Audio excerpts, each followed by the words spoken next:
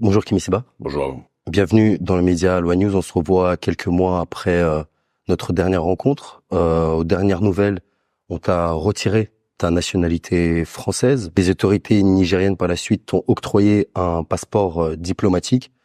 Dans ce cadre-là, tu es venu faire une petite tournée ici en Europe, que ce soit en Espagne, en Belgique et en France. Et tu as été arrêté le 14 octobre en France par les autorités françaises. Est-ce que tu peux me raconter ces moments-là?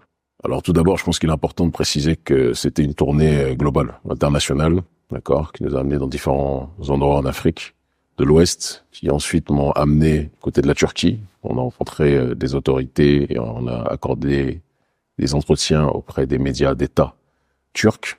Et ensuite, après cela, on est parti en Espagne, où on a été reçu par des membres de la mouvance de Podemos. Et on a accordé des interviews aux médias de cette même mouvance.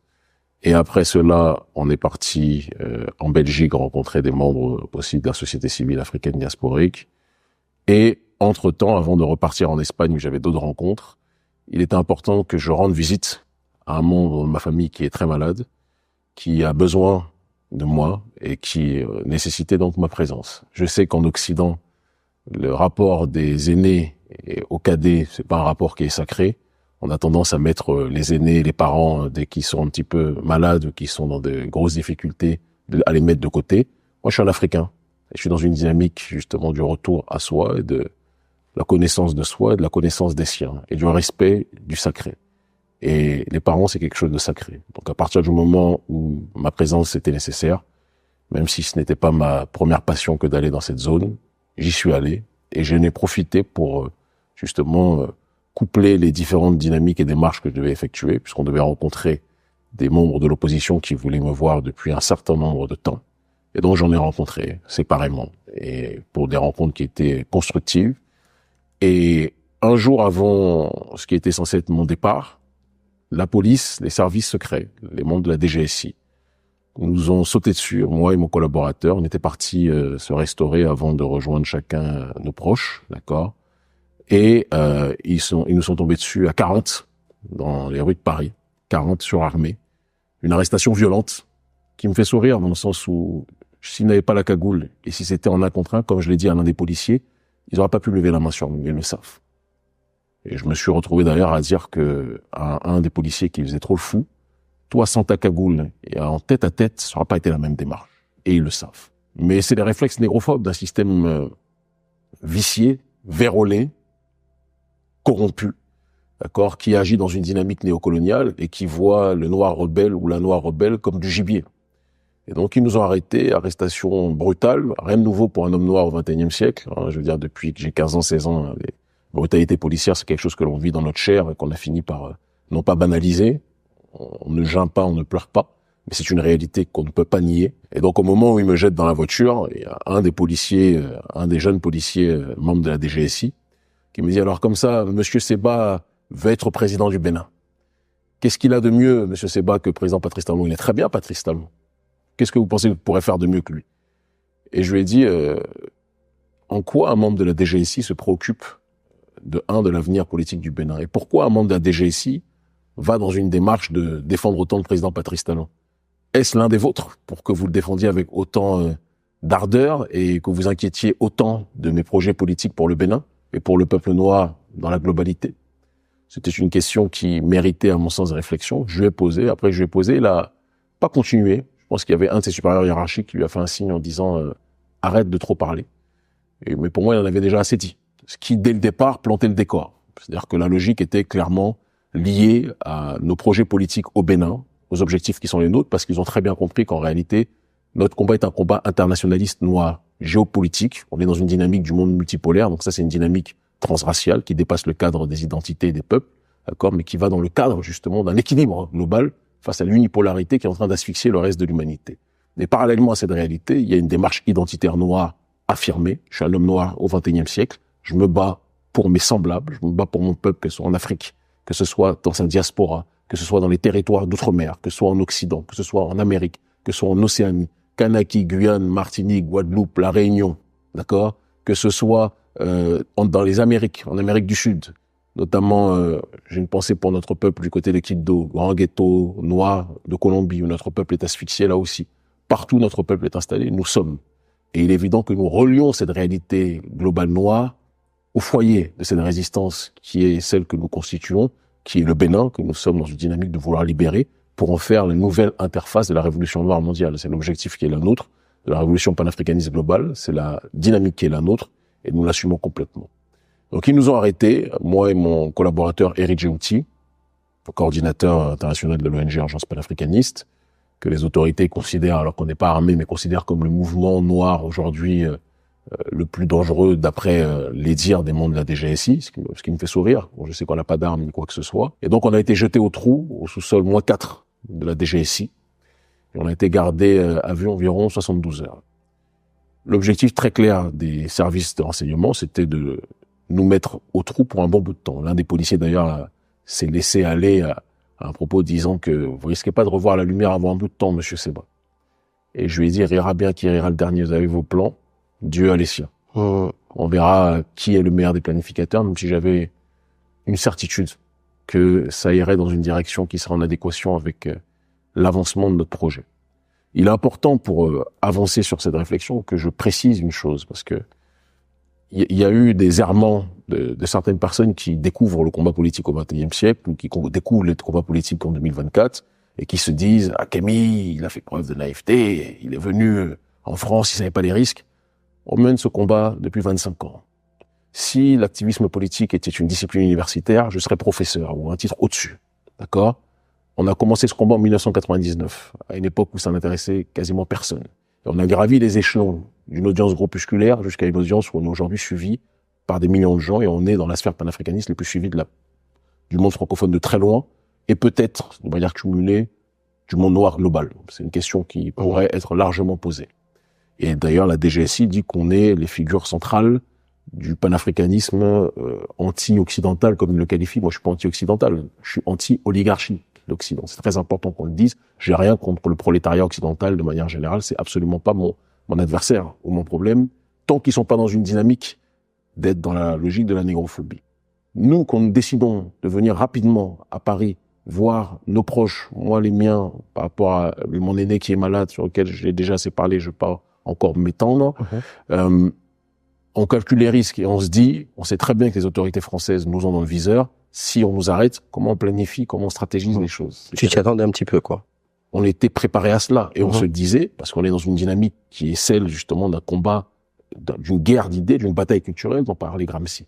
Toute action que le système néocolonial mène contre nous est une action qui servira en réalité à la propagation de nos idées et à l'accentuation, à la consolidation de notre agenda. C'était quelque chose d'extrêmement clair. On est dans une dynamique de George Foreman contre Mohamed Ali. Nous, on est Mohamed Ali. Foreman donne tous les coups possibles. Il donne. Et à un moment donné, à force de s'épuiser, la réaction qui est la nôtre est une réaction qui les fait tomber. Ils ont déployé des moyens que, je veux dire, même sous Messrine, je pense qu'il n'y avait pas autant de policiers, des services secrets qui étaient mobilisés pour ça. C'était n'importe quoi, ce qui s'est passé. Devant tout le monde, dans les rues de Paris, tout le monde l'a vu. Et ils pensaient véritablement mettre fin à notre réalité.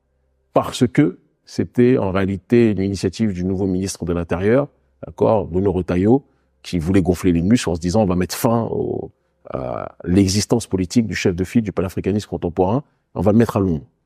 Sauf qu'il n'avait pas prévu une chose, c'est que nos partisans, ils le savent, puisqu'ils le disent dans les notes et dans ce que nous on a lu par rapport aux questions qu'ils nous posaient. Ils sont dans une dynamique de concéder que notre audience est monstrueuse, mais ils ne savaient pas que cette audience allait autant se mobiliser. Je pense qu'ils avaient prévu, en coordination avec les services de la France-Afrique de manière générale, en Côte d'Ivoire, qui est la centrale de la France-Afrique communicationnelle aujourd'hui, et au Bénin, où malheureusement mon pays est pris en otage par un gouvernement, un régime complètement pro-France-africain, qui est une honte pour notre peuple, mais il disparaîtra tôt ou tard, parce qu'aucun régime n'est éternel. Et donc ce sont ces cellules de communication qui ont envahi l'espace numérique lors des premières heures de mon arrestation, parce qu'elles étaient au courant de ce qui allait se passer, et qui ont essayé de tourner en dérision l'arrestation, en disant mais qu'est-ce que Kémy Séba fait à Paris, lui qui est anti-français? J'ai jamais été anti-français, d'accord, c'est pas mon message. Je me bats contre l'oligarchie néolibérale qui a pris en otage la France, c'est pas la même chose. Notre ONG Urgence panafricaniste a mené des actions en collaboration, en fraternité humaine avec les Gilets jaunes constituants contre Bolloré, d'accord, jusqu'à preuve du contraire. Notre combat, comme le disait Thomas Sankara, c'est pas contre le prolétariat occidental, c'est contre l'oligarchie occidentale et l'oligarchie africaine corrompue. C'est la même chose pour nous. Ce sont deux facettes d'une même pièce. Et donc les nôtres qui n'étaient pas au courant, parce que c'était une visite qui n'était pas annoncée dans le cadre de meetings ou autre, ont reçu l'information par le biais des réseaux de communication France-Africains qui tournaient en dérision justement la communication au sujet de notre arrestation. Et ce n'est que quand notre ONG Urgence panafricaniste a communiqué, parce que notre organisation est comme une structure qui est enracinée dans la dynamique de la résistance et de la réaction d'urgence, comme son nom l'indique. Et donc, lorsqu'elle a réagi et elle a posé les éléments de langage et elle a contextualisé les raisons de notre venue, là, qu'est-ce qui s'est passé dans l'espace informationnel de manière spectaculaire? Nos partisans ont commencé de manière intense à réagir, d'accord, sur les réseaux sociaux, en faisant des vidéos, en intervenant, et certains d'entre eux, je ne le revendique pas, mais ont commencé à dire aux autorités françaises que c'était dans leur intérêt que Kémy Séba et son collaborateur Eric Djouti soient libérés.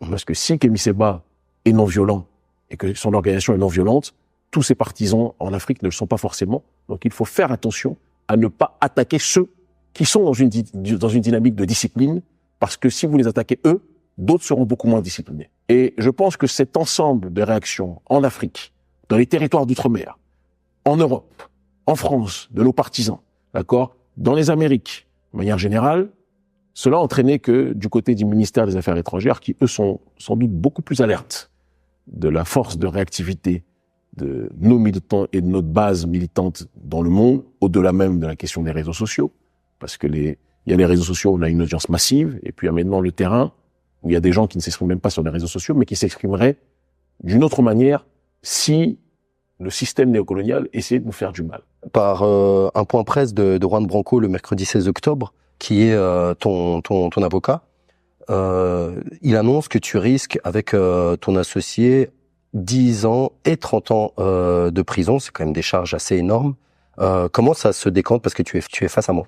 Écoute, déjà de manière très simple, c'est un moment opportun à mon sens pour rendre hommage à Juan Branco, qui est pas simplement un avocat, mais qui est que je considère comme un frère en humanité, qui me rappelle à chaque fois que je le vois qu'il faut croire en cette possibilité de l'alliance avec des gens du peuple en Occident, parce que tous les gens en Occident ne sont pas des colons. Tous les gens en Occident ne sont pas des oppresseurs. Tous les gens en Occident ne sont pas des persécuteurs. Il y a des gens qui sont pour la justice sociale. Il y a des gens qui sont véritablement pour la fraternité humaine. Et Juan me rappelle cette réalité parce qu'il, tout comme moi dans mon axe et dans notre activité politique, et lui dans sa voix, il est clairement dans une logique sacrificielle. Il faut pas qu'on se mente, il faut pas qu'on se trompe pour cette réalité. Il est persécuté pour le combat qu'il mène contre l'impérialisme et pour le fait qu'il assiste et qu'il soit aux côtés de tous les résistants africains qui se lèvent dignement pour résister au système oligarchique occidental. Il en paye le prix. Il y a le système français qui essaie aujourd'hui de tout faire pour l'empêcher d'exercer encore le métier d'avocat, parce qu'il est en train de leur poser des problèmes spectaculaires, parce que c'est un génie du droit, et donc c'est quelque chose qui les préoccupe profondément. Donc je voulais saisir cette occasion pour lui rendre hommage. Et donc en effet, notre ONG réagit, mais elle réagit en collaboration avec celui qui est notre meilleur allié sur ce terrain-là, qui est Juan Branco, qui, en maîtrisant les éléments du droit, en maîtrisant la jurisprudence, en maîtrisant un certain nombre d'éléments, d'accord, réussit déjà à rappeler, à placer un contexte vis-à-vis justement du parquet qui voulait nous écraser, nous asphyxier en disant que, mais déjà vous parlez d'intelligence avec l'ennemi dans le but de susciter de l'hostilité vis-à-vis de la France. Mais nous, on suscite même pas de l'hostilité vis-à-vis de la France. On combat le néocolonialisme. Et le problème, c'est que les autorités néocoloniales françaises sont tellement bêtes que, en nous accusant de cela, elles reconnaissent en réalité que ce que nous dénonçons, c'est la politique qu'ils mènent. Qui se sent morveux se mouche. On n'a jamais dit on attaque les Français. Et je pense faire partie des rares voix qui aujourd'hui font systématiquement le distinguo entre l'oligarchie néolibérale, l'oligarchie néocoloniale et le prolétariat français. Justement. Donc quand elles disent que je veux susciter de la colère contre la France, et elles mélangent la politique de l'oligarchie néocoloniale à la France de manière générale, c'est parce que, quelque part, de par leur sens de la culpabilité, elles veulent essayer d'essentialiser la critique politique qui les vise pourtant pour l'élargir à une dynamique totalement française, ce qui est une complète et grossière hérésie. Et parallèlement à cette réalité, quand ils disent que intelligence avec l'ennemi, dans le but d'atteindre aux intérêts fondamentaux de l'État, c'est la question que je leur ai posée. J'ai dit, mais c'est quoi les intérêts fondamentaux de l'État? C'est le franc CFA? C'est les bases militaires? C'est la cooptation de nos dirigeants, comme Patrice Talon coopté par l'Élysée? Ou Alassane Dramati Ouattara par l'Élysée? C'est quoi les intérêts fondamentaux de l'État? C'est le fait que l'on ne veuille plus que le franc CFA soit adossé à l'euro, qui est une monnaie beaucoup trop forte pour nos économies locales, et cela anéantit tout processus de compétitivité. Et tout le monde sait aujourd'hui que la balance commerciale des pays d'Afrique, de la zone franc, est déficitaire à cause de ce système. C'est quoi les intérêts fondamentaux de l'État? Et quand je leur posais ces questions, alors que eux m'interrogeaient, à un moment donné, un des inspecteurs de la DGSI me dit « Monsieur Seba, vous parlez beaucoup, on n'est pas dans une interview. » Parce qu'ils sont habitués quand ils posent des questions, parce que les gens aient peur. Mais bon, je vais avoir peur de quoi? Je suis en mission pour mes aïeux. Ce que j'ai dans mon ADN, c'est le sang de mes aïeux qui ont été traînés, qui ont été saignés. C'est pour eux qu'on se bat. C'est pour notre peuple qu'on se bat. En Afrique et dans la diaspora. Et donc, je ne peux pas avoir peur ou être effrayé par qui que ce soit. Et je pense que les services de renseignement ont très rapidement compris. Ils posaient les questions. Nous, on répondait, dit oui, mais vous travaillez, vous avez travaillé, collaboré avec Yevgeny Prigozhin, vous avez collaboré avec le Hezbollah, etc. Donc vous êtes déjà... Je dis, mais comment ça se fait que... Ou ils me disent, vous avez travaillé, vous avez collaboré avec les Russes ou autres, etc. Je dis, mais comment ça se fait que quand les Occidentaux font de la géopolitique, on dit ils sont brillants, c'est des stratèges. Mais quand maintenant des Noirs font parler leur cerveau et créent des alliances aux quatre coins du monde, en Amérique du Sud, en Europe de l'Est, en Asie, en Afrique, dans le monde arabe, on dit, ce sont des subordonnés au terrorisme international. Il n'y a pas de terroristes chez nous. On n'est pas dans une dynamique violente. On réprouve la violence.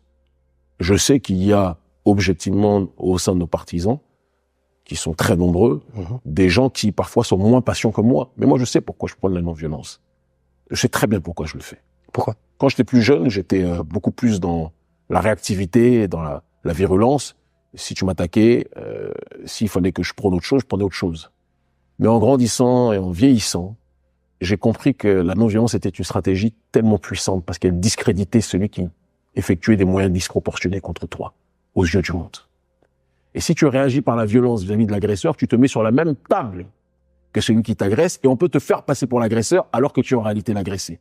Mais si quelqu'un effectue des moyens disproportionnés contre toi et que tu laisses cet individu, non pas tu te laisses faire, c'est pas ce que je dis, mais que tu montres les moyens disproportionnés qu'il utilise contre toi, la réponse, la plus belle des réponses, c'est le jugement du monde. Beaucoup plus que toi, ta réaction sur la même table que ce barbare. Tu comprends? Et donc c'est juste une dynamique stratégique. Je pense véritablement, à 42 ans aujourd'hui, que la non-violence est beaucoup plus efficiente sur un bon nombre de points. Et ça nous permet de rappeler qui sont les criminels et qui sont ceux qui ne le sont pas. C'est dans cette démarche-là que nous nous situons. Alors pour bien comprendre, on te reproche de collaborer avec l'ennemi. La question concrètement, l'ennemi c'est qui? Alors très clairement déjà, quand il pose cette question, intelligence avec l'ennemi, c'est très intéressant géopolitiquement. Il m'accuse de travailler, de le dire publiquement, avec différents pays dans le monde. Mais est-ce que le gouvernement français a dit qu'il était en guerre avec la Russie? Non. Parce qu'ils se comportent comme des lâches et n'ont pas le courage de leurs opinions et se cachent dans une dynamique peut-être de proxy via l'Ukraine pour attaquer l'autre. Je ne sais pas. J'essaie de réfléchir. Mais officiellement, ils sont pas en guerre. Donc s'ils sont pas en guerre, pourquoi vous nous parlez d'ennemis? Si la Russie est un ennemi, déclarez ouvertement que c'est un ennemi et puis vous allez régler les choses entre vous caucasiens. Je l'ai dit de manière provocatrice, mais tu m'as compris. La Turquie est-elle une nation ennemie du gouvernement français? Pourquoi des entités avec lesquelles elle ne déclare pas la guerre officiellement seraient des entités avec lesquelles nous, nègres marrons du XXIe siècle, on n'aurait pas le droit d'échanger? Eux-mêmes qui te parlent Au moment où j'ai collaboré, on a commencé à collaborer avec la Russie, 2018, d'accord.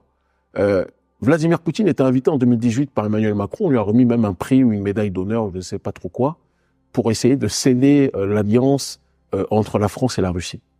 Nous, on a interagi à cette période-là avec les Russes. Pourquoi quand nous interagissons avec les Russes, ça devient maléfique?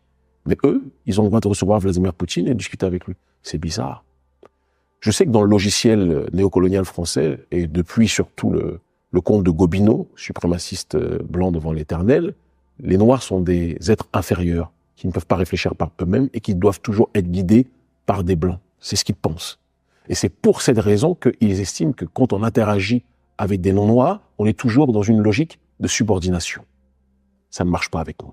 Et ceux qui connaissent un minimum notre idéologie savent ce que je pense de la potentialité que quelconque blanc puisse nous diriger.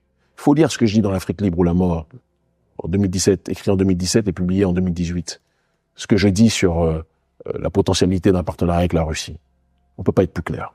Je suis très clair dans mes idées. En 2014, quand je parlais de la nécessité de créer des alliances multipolaires, j'en parlais de manière avant-gardiste dans mon ouvrage Black Nihilisme, d'accord? À l'époque, c'était Venezuela et l'Iran dont je parlais, parce que c'était les deux entités avec lesquelles on était en contact. Je disais de manière très claire que nous cherchons des partenariats, mais nous ne chercherons jamais des patrons, parce que le seul messie de l'Afrique, c'est l'Afrique elle-même. Je suis extrêmement clair, et je pense que ce qui leur pose problème, c'est d'avoir affaire à des Noirs intelligents.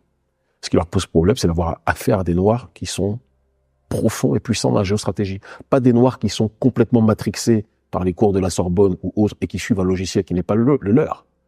Mais des Noirs qui sont en adéquation avec un logiciel aligné dans la dynamique de nos intérêts. C'est tout. On fait de la géostratégie souverainiste. On fait de la géostratégie, on fait de l'alliance avec différents blocs dans le but de servir nos intérêts. Et si nous pouvons instrumentaliser n'importe quel partenariat pour nos intérêts, on le fait. On sait très bien qu'en géopolitique, il n'y a pas d'amis, il n'y a pas d'amour, il n'y a que des intérêts. Tu comprends ce que je veux dire? Exemple très simple. J'étais en Azerbaïdjan. L'Azerbaïdjan est une critique virulente, et c'est une nation qui critique de manière virulente, d'accord, le néocolonialisme de la France et d'autres entités occidentales. On se rejoint dessus. Mais de l'autre côté, l'Azerbaïdjan, tout en critiquant l'oligarchie occidentale, elle est alliée à Israël. Et l'Azerbaïdjan sait que moi, je suis un allié fondamental et jusqu'au bout, je le serai de l'Iran tant qu'ils seront dans une dynamique anti-impérialiste. Donc, c'est pas parce que on se retrouve sur certains points que cela signifie qu'on est d'accord sur tout. La Russie de Vladimir Poutine. Vladimir Poutine a tenu des propos vis-à-vis des bourgs en Afrique du Sud, ou des Blancs dans certaines contrées du monde face à la violence raciale, ou même en Occident. Vladimir Poutine soutient des partis que je vomis en Occident, comme le RN ou je ne sais quel autre mouvement identitaire en tant que tel. Vous pensez que je suis assez bête pour voir Vladimir Poutine en messie? C'est comme les services de renseignement qui rédigent ou qui fabriquent nos fiches Wikipédia qui racontent n'importe quoi et qui disent qu'Emi Seba est un admirateur de Vladimir Poutine. Moi, j'ai une tête d'admirateur de Poutine. Moi, je suis admirateur de personne, si ce n'est de notre peuple. Parlez-moi de Kwame Nkrumah. Parlez-moi de Khalid Mohammed. Parlez-moi de Winnie Mandela. Parlez-moi de Kwame Touré, Stokely Carmichael. Parlez-moi du roi Béanzin. Parlez-moi des Agoche. Mais arrêtez de raconter n'importe quoi en faisant croire qu'on est admirateur des uns ou des autres. Par contre, Poutine est un problème pour l'oligarchie occidentale. Est-ce qu'il y a un problème pour l'oligarchie occidentale? Moi, ça m'arrange. Même si c'est temporaire. L'ennemi de mon ennemi peut être ponctuellement mon ami. Ça ne fera jamais mon messie. On ne peut pas être plus clair. Il y a le sommet du BRICS actuellement à Kazagne en Russie. On a vu beaucoup de pays qui sont aussi dans des liens parfois plus ou moins étroits avec l'Occident, qui les rejoignent. Quelle est la position occidentale? Est-ce qu'ils deviennent leurs alliés ou non? Et je rajoute aussi une chose, c'est on a vu la présence du secrétaire général de l'ONU, Antonio Guterres, qui est persona non grata en Israël, mais l'ONU est encore une instance pertinente pour les Occidentaux, si je comprends bien. En tout cas, la France, dans le discours, il y a encore ce poids de l'ONU, alors qu'Israël, par exemple, n'est plus du tout... l'ONU n'est plus crédible à ses yeux, en tout cas. Te concernant, tu as été aussi il y a quelques jours aux Nations Unies à Genève, donc j'ai l'impression que c'est beaucoup la géopolitique est beaucoup plus nuancée qu'on veut nous faire croire. Bon, Je commence par la fin et je finis par le début. Bon, nous, on était aux Nations Unies dans le cadre des activités de l'ONG Urgence panafricaniste. On était invité par un organisme qui est agréé au sein des Nations Unies, d'accord, et qui a organisé un panel en invitant des indépendantistes Kanak, des indépendantistes de Guadeloupe, de Martinique, de Guyane, etc., de Saint-Martin. Et elle nous a invités, cette structure, en tant que souverainiste africain et figure du souverainisme africain global et de la conscience noire au XXIe siècle. Et donc, je suis intervenu avec une délégation de l'ONG Urgence panafricaniste pour rappeler le point de vue des peuples opprimés sur cette problématique du néocolonialisme. Et cette structure, c'est le GIB qui nous a invités. On les remercie d'ailleurs pour cela. Et donc maintenant, pour revenir sur les BRICS, en tant que tel, nous on était structure observatrice l'année dernière. Objectivement, je vais pas te mentir, on était invité cette année, mais il y avait le choix entre l'ONU et les BRICS. On avait déjà fait les BRICS l'année dernière. On s'est dit on va faire l'ONU à cette occasion. L'ONU était prévue déjà depuis quelques temps et on s'est dit que stratégiquement, symboliquement, c'était intéressant de pouvoir aussi passer le message dans cet espace, même si on a de grandes réserves aussi. Je vais pas mentir. Hein, sur l'efficience de l'ONU sur bon nombre de problématiques aujourd'hui. Je fais partie de ceux qui pensent que cette structure internationale doit être réformée. C'est mon point de vue.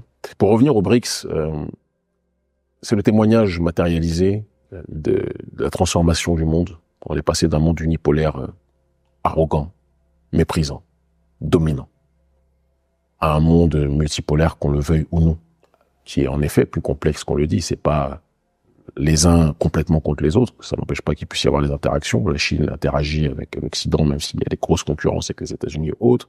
L'Inde interagit avec l'Occident, et même la Russie, dont on dit qu'elle est sous sanctions, à cause non pas d'une guerre avec l'Occident, mais d'une guerre avec l'Ukraine soi-disant, même si en réalité on sait très bien que l'Occident, par lâcheté, se sert de l'Ukraine pour attaquer.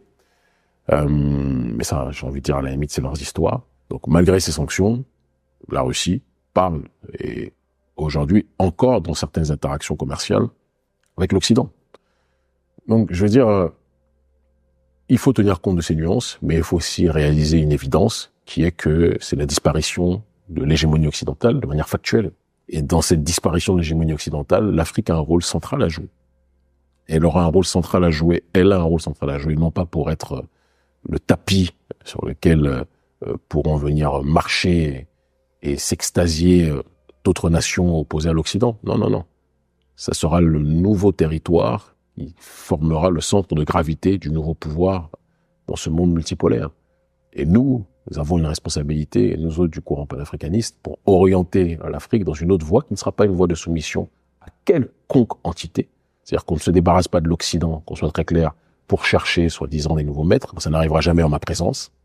D'accord? Maintenant, il est évident que nous avons le droit de changer de partenariat. Et si nous estimons que d'autres partenaires géostratégiques sont plus intéressants pour nous, moi, dans le rapport, on est reçu vraiment avec tous les honneurs dans tous les pays opposés à l'hégémonie occidentale aujourd'hui, parce qu'ils savent qu'on est les voix des plus populaires, on va dire, dans ce courant géopolitique qu'est le panafricanisme au XXIe siècle. Et dans les interactions qu'on a, on voit des gens qui ont compris qu'il faut éviter les leçons de morale, l'arrogance et la volonté d'avoir un projet néocolonial. Et je le dis, les rares fois où certains d'entre eux ont cru qu'ils pouvaient se permettre de pouvoir essayer de diffuser un processus néocolonial, je leur ai dit, vous êtes tombés sur les mauvaises personnes et vous êtes tombés sur le mauvais peuple. Quand je vois par exemple certaines officines de certains pays qui disent oui, c'est important que vous appreniez le chinois, vous appreniez le russe, j'ai écouté. Nous, ce qui nous intéresse, c'est le transfert de technologie. Nous, ce qui nous intéresse, c'est pouvoir nous permettre de nous accompagner pour l'exploitation justement des ressources minières. C'est ce qui nous intéresse. L'histoire de parler russe ou de parler chinois, sinon on parle russe, vous allez parler fombé, un tel va parler wolof, etc. Vous allez apprendre le wolof, le fombé, etc. Et toutes les langues en Afrique qui sont parlées, vous allez les apprendre aussi en Russie, en Chine ou autre. Il faut qu'il y ait une réciprocité. On n'est pas le dépotoir des cultures du monde entier si les autres du monde entier ne sont pas capables d'apprendre de nous aussi. Nous sommes une nouvelle génération. Et quand on va prendre justement nos responsabilités institutionnelles, on est dans cette voie. D'accord? On est en train d'y arriver. Et le Bénin est la prochaine étape. 2026 est la prochaine étape. Je te le dis et je te le répète les yeux dans les yeux. Ce pays, qui est le Bénin, va être un pays qui va rappeler à l'humanité entière Il faudra respecter l'Africain, l'Africaine, qu'il faudra respecter l'homme noir et la femme noire du continent et de la diaspora. Quand tu parles de responsabilité institutionnelle, qu'est-ce que tu entends concrètement par là? Ce que cela signifie, que ce soit la présidence, que ce soit le gouvernement, il y a plein de choses qui peuvent rentrer en ligne de compte quand on parle de responsabilité institutionnelle. Et nous avons décidé qu'on ne va plus laisser les tenants de la France-Afrique et du système néocolonial diriger nos pays. Donc on prend nos responsabilités. On est aujourd'hui dans un pays au Bénin où le code électoral exclut les 3/4 des candidats des opposants et il n'y a que ceux qui sont validés par le régime talon qui pourront concourir. Ça ne se passera pas comme ça. Soit il y aura un changement civique, un changement structurel qui sera promu par le régime lui-même, qui aura fini par comprendre la nécessité d'être dans une dynamique d'ouverture. Et si c'est pas ça, je crains que d'autres essayent de se frayer d'autres chemins. D'après les échos que j'ai, d'autres risquent de le faire. Mais les gens vont pas accepter d'être exclus. Et je vous le dis, 2026, en tout cas autour de cette période-là, une nouvelle génération va prendre ses responsabilités politiques au Bénin et va faire de ce pays le fer de lance de la révolution africaine au XXIe siècle.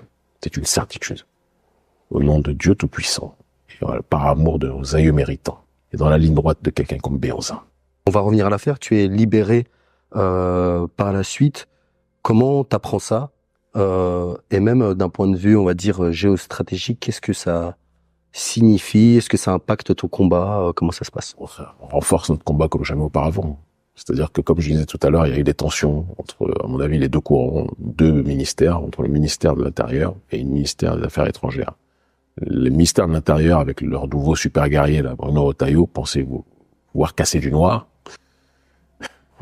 Et ça n'a pas marché pour lui, parce qu'on n'est pas des noirs qu'on peut casser. Et je pense qu'ils sont en train de le comprendre. Et le ministère des Affaires étrangères a dû dire, non pas parce qu'il apprécie notre combat, le moins s'en faut, il a dû dire au ministère des Affaires intérieures que vous êtes en train de faire exactement ce que les panafricanistes attendent. C'est-à-dire que vous êtes en train de tomber dans leur piège, d'en faire des martyrs, et plus vous les persécutez, plus les Africains, les Antillais, les Noirs dans la diaspora sont en train de les présenter en héros. Je pense que c'est exactement ce qui s'est passé suite à la mobilisation massive qu'il y a eu sur les réseaux sociaux, et en dehors, où ça commençait déjà, beaucoup de gens commençaient à localiser les intérêts français en Afrique francophone. Et je pense qu'ils ont très rapidement fait le calcul, malheureusement trop tard, parce que 3 jours, on a été arrêté lundi après-midi, on est sorti mercredi nuit. C'était déjà des heures de trop, des jours de trop.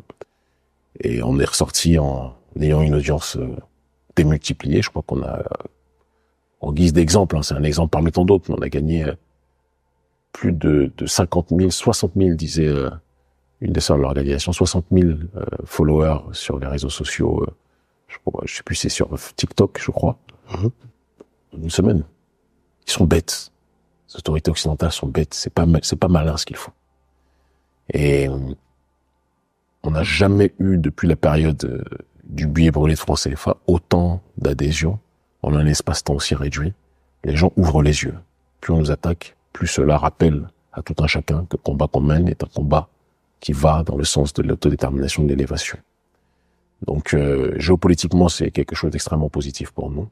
Pour eux, c'est négatif. Leur enquête est toujours ouverte. Hein. Ils sont en train d'essayer de chercher comment faire pour pouvoir nous coffrer. Ils essayent. Le colon fait ses plans. Dieu fait les siens. Et Dieu est le meilleur des planificateurs. Comment tu vois toutes ces intimidations, entre guillemets, qui se multiplient? C'est un petit terme, intimidation, puisqu'on t'a quand même enfermé. Toi, pour ton combat, par exemple, il y a aussi d'autres personnes, même qui sont dans le système. Hein. Je pense notamment à la France Insoumise. Je pense à Zineb El Razoui, qui a été un des acteurs du système pendant des années, qui a dit qu'il fallait tuer les banlieusards. Elle avait une posture islamophobe, etc. Aujourd'hui, elle a une posture complètement antisioniste, et donc aujourd'hui, on veut lui couper la tête, entre guillemets. T'as parlé de Ron Branco. Lui aussi, on va dire, qui se distancie par rapport au narratif occidental, reçoit des intimidations également.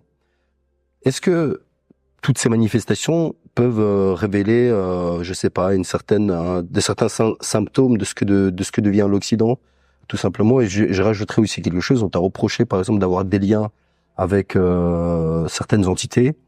Je rappelle, par exemple, et ça c'est assez étonnant, par exemple, un ministre qui s'appelle Benjamin Haddad, qui a reçu entre 2019 et 2022 450 000 euros de l'Atlantic Council, qui est un think tank d'influence américaine. Il se retrouve au gouvernement, on se pose des questions, quoi. Alors même plus loin, il y a un ancien haut cadre de la DST, j'ai lu ça dans Le Point, je sais plus quel journal, qui aujourd'hui est dans un organisme américain. On a appris ça il y a quelques jours. Pourtant, un ancien cadre des services secrets français. Et quand c'est le colon issu de l'oligarchie américaine, ça ne le dérange pas, parce que les élites françaises se couchent, sont dans une dynamique de prostitution politique, elles ont abandonné leur souveraineté, elles n'aiment pas leur pays, et se soumettent à l'oligarchie américaine. Donc ça ne dérange pas. Si tu permets, je vais circonscrire ta question à un espace très précis. Moi, je suis pas là pour parler de France Insoumise, pas pour nous, je vois pourquoi je vais parler pour eux. Il y a que les gens manipulables facilement là, qui vont se laisser avoir par eux. Moi, je me bats pour mon peuple, pour mes semblables et pour les Français qui luttent pour une réelle souveraineté. Donc, je vais circonscrire à notre réalité et à la réalité de quelqu'un comme Juan, que j'estime être l'un des derniers résistants en France aujourd'hui. En ce qui nous concerne, nous, la persécution, elle a commencé depuis très longtemps. J'ai 42 ans aujourd'hui. J'ai été mis en prison, j'avais 24 ans. Dans le cadre de notre combat politique, on a eu 3 de nos organisations qui ont été dissoutes au Conseil des ministres. Des organisations qui étaient dans une dynamique éloignée géopolitiquement, mais ça faisait partie d'une croissance. C'est-à-dire que c'était en adéquation avec l'âge qu'on avait, avec la fougue qu'on avait, avec la dynamique de l'époque qu'on avait. C'était pas aussi sophistiqué, aussi structuré et aussi international que ne l'est Urgence panafricaniste. C'était une autre étape, c'était d'autres pages. On a été persécutés très jeunes. Et c'est pour ça que j'insiste beaucoup quand j'entends des gens parfois qui connaissent les coups depuis 6 mois, 1 an, 2 ans ou 3 ans et qui viennent te dire Kémy, il faudrait faire comme ci, il faudrait faire comme cela. Il faut que chacun fasse preuve de pudeur. Il faut vraiment que chacun fasse preuve de pudeur. Parce que ce combat contre le système de la France-Afrique et contre le système néocolonial, on le mène depuis très longtemps. À différentes strates, différents grades, différentes étapes. Mais depuis très longtemps. Et on connaît très bien ce système-là. Et on sait chaque acte que l'on pose. Toujours. Ces sanctions sont en adéquation avec la chute du système néocolonial en Afrique et du système colonial dans les territoires d'outre-mer, là où notre peuple est en train de s'organiser dans le continent, dans la diaspora, et ils ont besoin de boucs émissaires. Nous sommes leurs boucs émissaires, parce que nous sommes les plus populaires dans ce courant-là. C'est quelque chose qui, pour moi, est normal, fait partie du jeu. Mais le problème qu'ils ont, c'est que il faut qu'ils prient qu'ils nous tuent avant. Parce que s'ils ne tuent pas avant, et qu'on va là où on est programmé pour aller, depuis très longtemps, je vous le dis, je te le dis, et je le dis à tous les téléspectateurs, on sera leur terminus. Et ils vont lire l'heure. Ils vont lire l'heure avec un L majuscule pour lire et un H majuscule pour heure. Quant à Juan, je pense que j'en ai déjà parlé tout à l'heure, il est le prototype aujourd'hui de ce qu'est la résistance en France, d'une souffrance, même si lui est issu d'une classe sociale entre guillemets privilégiée, mais c'est ce qu'on appelle les métis sociaux, c'est-à-dire qu'il a fait partie d'une catégorie sociale très privilégiée, mais qui justement, parce qu'il a été par la suite en contact avec la classe sociale la plus défavorisée, n'a pas accepté ceux qui étaient privés autant de privilèges, ceux qui étaient autant dans une dynamique d'être déconnectés de tout socialement et politiquement, et il s'en est fait les défenseurs. Et c'est quelque chose qui est classique dans les histoires révolutionnaires, de manière générale, et les coups qu'il prend aujourd'hui sont les coups que reçoivent ceux qui ont décidé de se dresser contre l'inique, contre l'injuste, contre l'inacceptable. Et il faut aussi que les gens comprennent que, à cette période de l'histoire, les réseaux sociaux, l'urgence panafricaniste a moins ce problème, parce qu'on a quand même une base sur le terrain qui existe depuis très longtemps avant l'explosion des réseaux sociaux et qui a grandi parallèlement justement aux réseaux sociaux. Mais quelqu'un comme Juan, il faut que le peuple qui l'aime et qui le soutient se rende compte qu'il est à une étape où il a besoin d'être protégé. Il a besoin d'être accompagné. Il a besoin d'être secouru. Parce que ce combat de sacrifice qu'il mène, si on n'a plus Juan, on sentira ce manque. Il faut que chacun puisse se mobiliser pour l'accompagner et le soutenir. Je pense que c'est important. Est-ce que tu as peur de te faire arrêter à nouveau ou... Non, c'était pas ma première arrestation, ça sera peut-être pas ma dernière. Je suis issu d'un peuple qui a été la boussole de l'humanité, la matrice de l'humanité. Un peuple qui, par la suite, a connu aussi des épreuves extrêmement grandes. D'autres n'auraient pas tenu le quart de ce que nous tenons aujourd'hui. On a connu l'esclavage, donc on a connu les chaînes pendant longtemps. On a connu la colonisation, le néocolonialisme. Je vais pas me plaindre parce qu'on me met en prison, ça fait partie des règles, et j'ai le cuir très solide, très épais, mon équipe aussi. On se bat pour notre peuple, partout il est installé, et on va pas s'arrêter. Que le système néocolonial continue à nous attaquer, on continuera à résister.